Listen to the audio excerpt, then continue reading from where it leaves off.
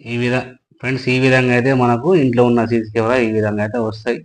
వచ్చినప్పుడు అట్లా ఎందుకు వస్తుంది నైట్ టైంలో, డే టైంలో ఎందుకు అలా వస్తుంది అనేది మనం ఇప్పుడు తెలుసుకుందాం. అలా వస్తుందంటే దానికి ఫస్ట్ ప్రాబ్లం వచ్చేసి ఏంటంటే మనకి అవుట్‌డోర్‌లో అంటే కెమెరా అవుట్‌డోర్‌లో ఉన్నప్పుడు వర్షానికి అది ఎండకి కావచ్చు, వర్షానికి కావచ్చు తడుస్తది. దానికి బీఎన్సీ, డీసీలు ఉంటే తడుస్తది.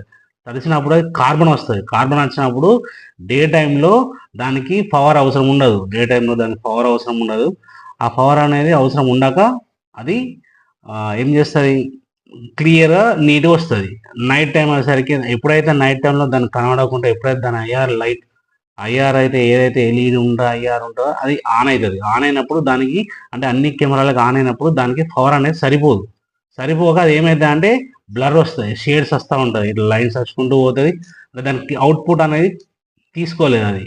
సో, లైన్స్ వస్తది. లైన్స్ వచ్చుకుంటూ ఇట్లా తగ్గుతా ఉంటది.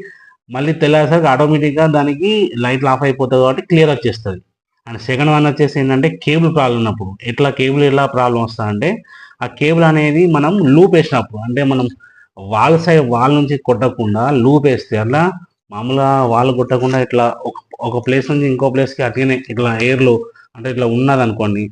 ఆ టైంలో కూడా ఏమైతే అక్కడ ఇక్కడ వెయిట్ పడి ఇక్కడ క్లిప్పింగ్ లాగా ఇట్లా పట్టుకునే దానిలాగా ఇట్లా అయితది. ఇట్లా అయినప్పుడు అందులో నుంచి కూడా ఆ డాటా అనేది అండ్ ఈ పవర్ అనేది ఆగిపోతుంది.